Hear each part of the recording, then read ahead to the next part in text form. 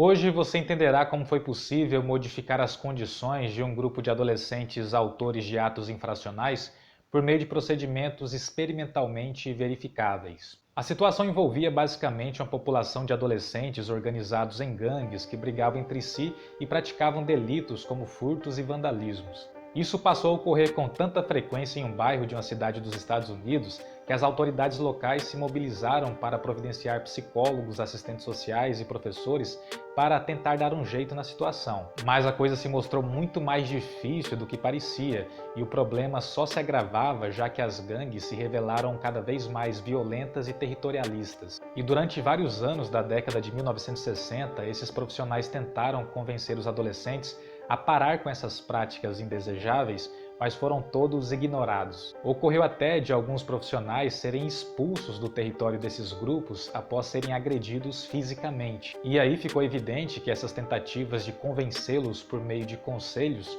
não surtiria efeito. Além disso, perceberam que as ações indesejáveis pioravam conforme ocorriam as tentativas de aconselhamento. E assim, esses adolescentes passaram a ser descritos como irrecuperáveis. Ninguém mais tinha qualquer interesse em persuadi-los e, consequentemente, a sociedade local passou a nutrir um ressentimento contra eles. Para vocês terem uma ideia, algumas pessoas da sociedade chegaram ao extremo de desejar que surgisse alguma lei que desse o aval para que esses adolescentes fossem assassinados. Vejam bem, pessoas comuns da sociedade estavam dispostas a matar se uma lei autorizasse. Parece que naquela situação a agressividade e o territorialismo eram aspectos tanto dos adolescentes como também dos adultos que se consideravam de boa índole. E foi nesse contexto que o psicólogo analista do comportamento Robert Fritz Goebbels se candidatou para tentar resolver o problema. Em vez de assassinar os adolescentes, ele planejou algo um pouco mais civilizado.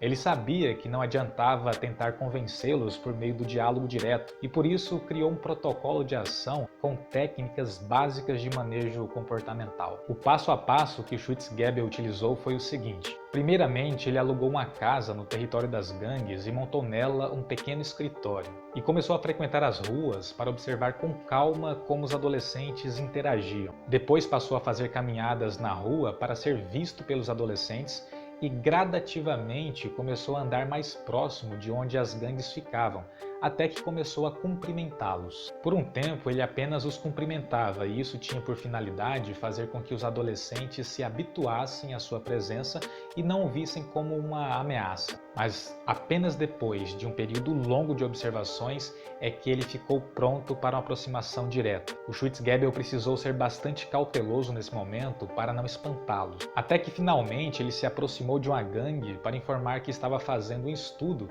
e que iria remunerar os adolescentes que fossem até o seu escritório para falar qualquer coisa em um gravador de voz. A princípio, o adolescente poderia ir a hora que quisesse e falar qualquer coisa no gravador. E de fato, ele pagava uma pequena quantia em dinheiro para o jovem que se voluntariasse. Rapidamente, a notícia de que um cara estava dando dinheiro para quem quisesse falar em gravador se espalhou pelas ruas e muitos adolescentes começaram a frequentar o escritório. E eram muito bem recebidos com lanches e refrigerantes e todo cuidado foi tomado para que eles não se sentissem coagidos. Por isso, não demorou muito para que a confiança deles fosse conquistada. O interessante é que eles poderiam falar qualquer coisa no gravador.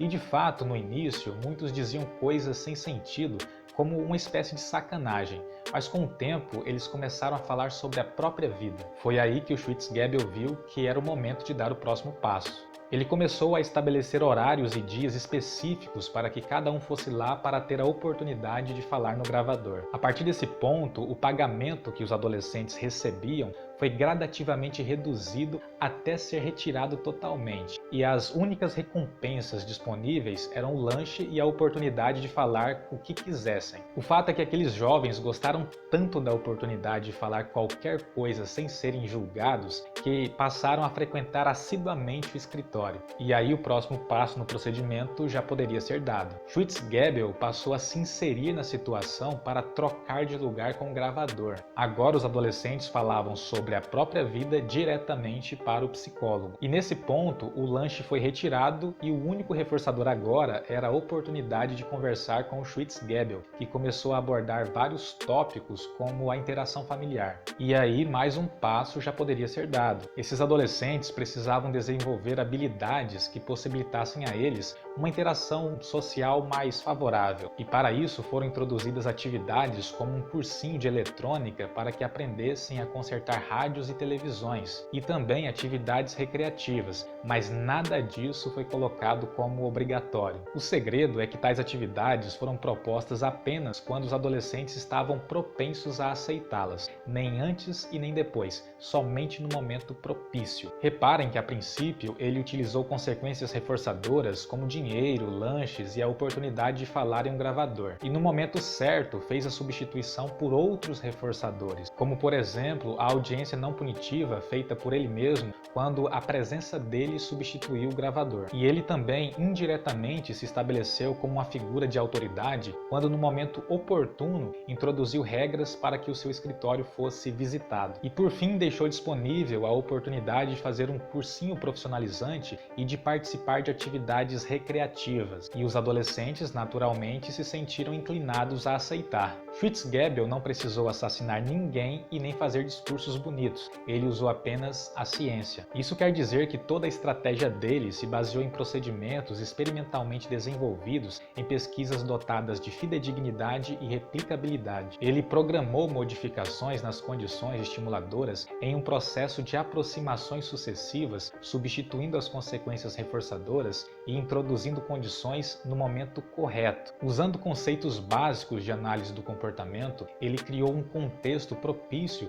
para que atitudes socialmente desejáveis passassem a ocorrer. E o resultado foi que os índices de brigas e furtos caíram significativamente naquele bairro em comparação a outros bairros em que profissionais usavam apenas o aconselhamento. Ao todo foram 40 adolescentes que receberam a intervenção de Schwitzgebel. Esse é um exemplo de como é possível usar a análise do comportamento para buscar soluções para situações problemáticas. E isso nos remete a uma afirmação de Skinner em seu livro sobre o behaviorismo, de 1974. Abre aspas, os principais problemas enfrentados pelo mundo hoje só poderão ser resolvidos se melhorarmos a nossa compreensão do comportamento humano. Fecha aspas. Eu fiz aqui um relato simplificado da intervenção de Robert Schwitzgebel. E se você ficou com alguma dúvida, pergunte. Eu sou o psicólogo Thiago Rocha e esse foi mais um vídeo do Ciência do Comportamento. Deixe um like, se inscreva, ative o sino das notificações e também compartilhe. Coloque a sua opinião nos comentários. Obrigado por assistir e até a próxima.